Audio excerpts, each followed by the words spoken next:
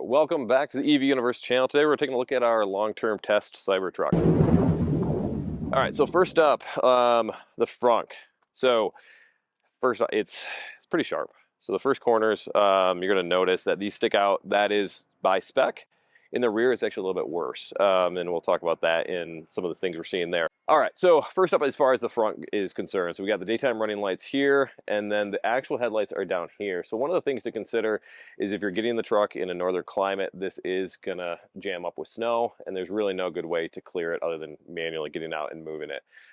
Other than that, if you're gonna open it up, what you're gonna do is just find the button there, and it's a push in versus a pull, so that's different for a lot of people. Now this frunk is not very big, so if you are a taller individual, golf clubs may not fit. Junior size clubs will fit, but it's more of a shelf than anything else. Besides that, what you're going to see in here, let me just open this up real quick. If I was stronger, I could open it right up. So what we have is the HEPA filter, makes it really easy to change. The cutoff switch for emergency high voltage, I'm getting rid of the high voltage connection right there, so emergency responders are going to want to know where that is. Other than that, that taps in really easily, and then there's another switch to close it here. Underneath this hood, and when I close this, you're going to hear kind of a thunk. I think a lot of it is due to these two different, the way this is constructed. You've got kind of an inner and outer shell, and then the welds holding it together here. Other than that, kind of what you see is what you get. Now, the pinch that everyone has seen as far as the carrots cutting off people's fingers and that kind of stuff, or simulating that, that is better, but it's still kind of a problem. And if you look at some of our shorts, you'll see that. But it's kind of the frunk. That's what you're going to see, and listen for this right now.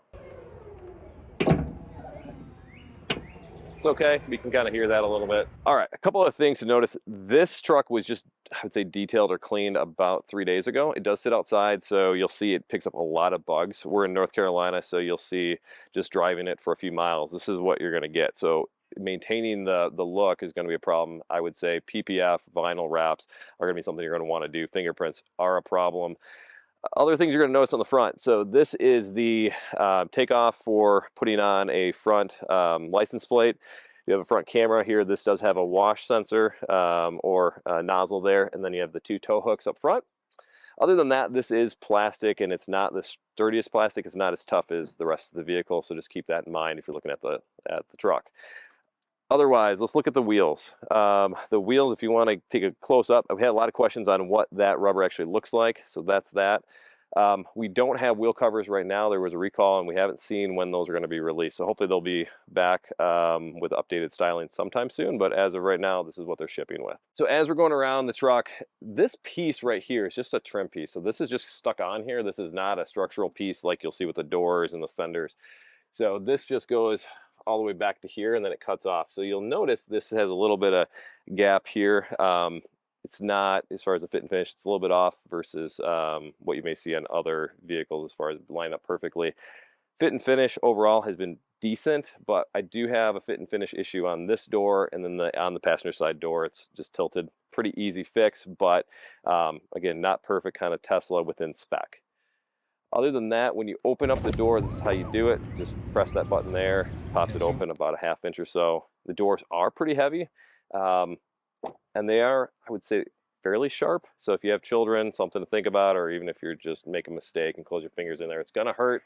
Might take off a little skin, or maybe a little bit worse. Backside door, something similar.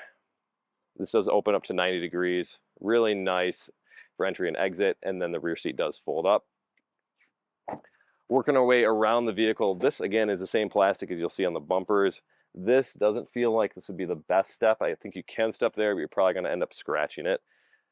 Otherwise, getting into the bed is a little bit more difficult, especially if you're trying to get to the tie downs in the front of the bed. Let's say you're trying to load stuff into the bed. I'm 6'2", it's not the easiest reach. I can't actually get any my arm anywhere near that tie down. Now this is on a higher setting. Even if I put it on the entry setting for the suspension, I still can't reach it. I'm about 4 or 5 inches away. So if you're going to be tying anything down, you really need to get into the bed with the whatever load you're carrying. Again, not ideal, and I think that's been looked at by a lot of other folks. A traditional bed would be easier for making those tie downs. Otherwise, having the tonneau cover and the extra storage I think is worth it. Something to consider if you're doing a lot of hauling with the truck. Otherwise, the rear suspension, you can see we have it fully torqued with the latest update to give another, I think it's 1.6 feet of turning radius. So that's fully, the wheel is fully turned there. Again, you can just kind of see what that does make a huge difference from what we've seen in parking lots. It makes it much, much easier to pull in. And to me, it's one of the best features of the truck. Continuing around the bed. So with the tailgate, it is assisted. It's not assisted back up, however, so it does have a little springiness to it. You can see the tail lights here when the bed is down. We also have two 120 volt outlets along with one 240, 4 tie downs on in the corners, and then we have these tie downs along the bed rail as well. These do have a torque screw, so these are not the easiest to move around, so it does take a little bit more effort. I'm not the biggest fan of that. I wish they would come up with a different design. The LED lighting, however, is really, really nice at night. And then we do have more storage in here, and you can get quite a bit of space there. That does have a drain plug as well. Then would be a miss without talking about the tonneau cover. So far this has worked very, very well.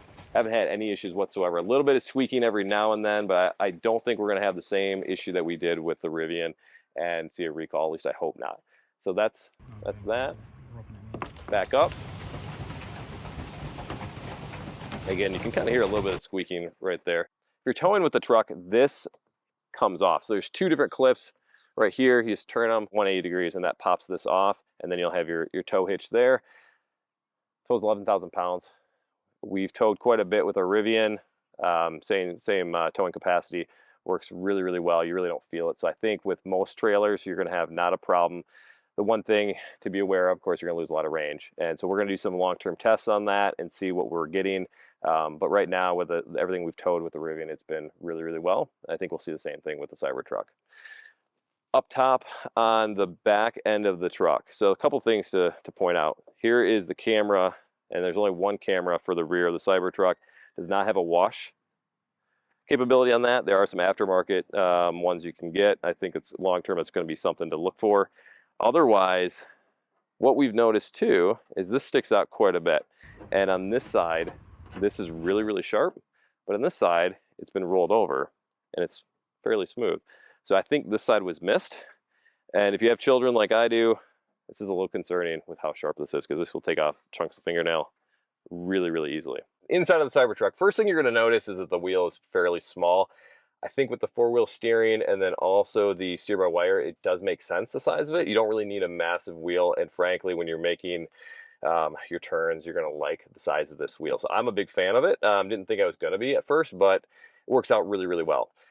Same thing with not having stalks, having the turn signals. It works because you don't have to move your hands as much as you traditionally do on a other Tesla or any other vehicle for that matter. Horn is in the center, which is a nice update from some of the S's and X's that were out there. Other than that, I think they did it right with this truck with the steer-by-wire and then also the squircle. Next up thing you're going to notice is the size of the dash. The dash is massive.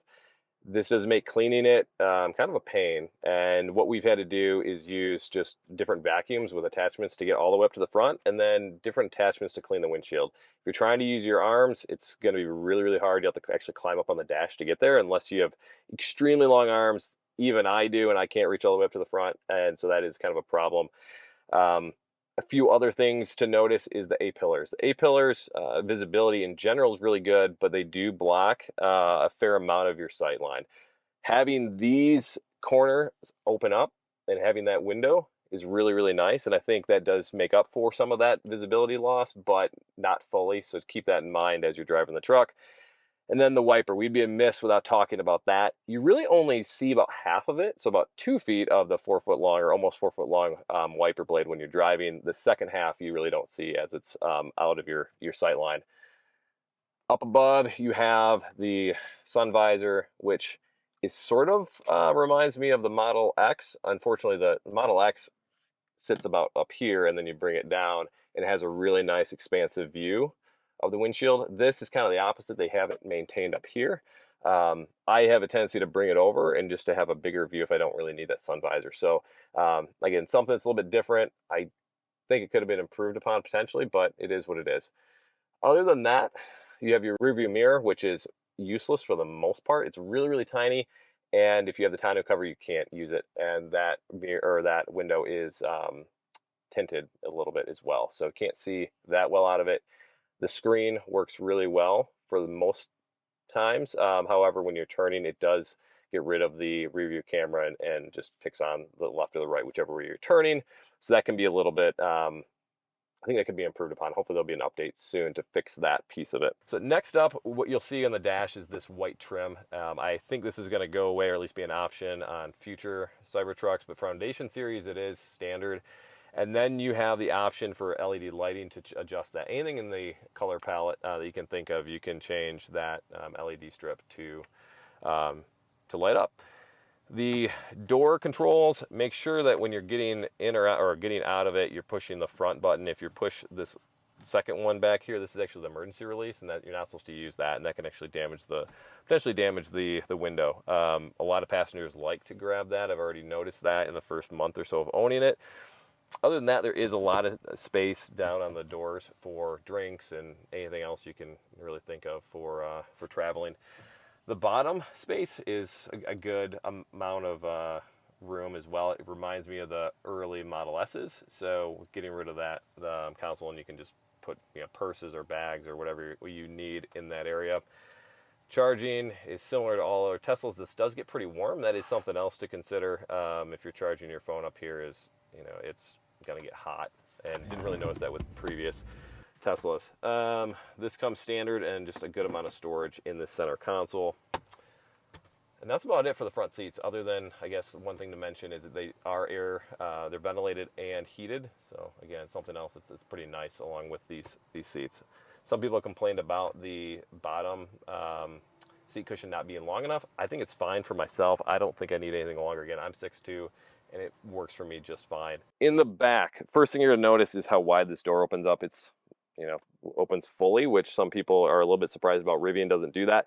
Other trucks do. So again, loading things into this rear space is really, really easy. One thing you're probably going to need to buy if you have a Cybertruck is one of these wands to clean that front windshield, just because of how far down it is. Other than that, the rear seats, you do have a lot of room. Again, I'm 6'2", and you can see I have this set for myself, and I've got plenty of space here. So I probably have another couple inches. The rear display, there's been a couple updates to this. This works really, really nicely. No issues whatsoever. Kids love it. Play games, look at YouTube, whatever. Again, just nice. On these seats, one thing to also note is there's a clip right here. You can pull on this, bring it up, locks in place, and you have all this extra storage. Tesla does sell a container to put more stuff underneath here. I don't know if I'm going to use it, just because, frankly, there's enough space. Otherwise, I don't think I need to have it here. This is kind of just a plastic material, nothing crazy here. And this goes into the back of the seat there. We do have a car seat, and I do think fitting 3 across would work very easily. So to push this back down, you just pull on this release again, push it down, and locks in place. And then the last piece for cup holders. It is pretty easy once you get to it, and you can see that these headrests move in the center. So that's the whole overview of the truck, or at least a high level. If you have any questions or thoughts, please put your comments below. We're happy to do another video and just kind of go through anything that you think we may have missed. Don't forget to like and subscribe, and we'll see you on the next video.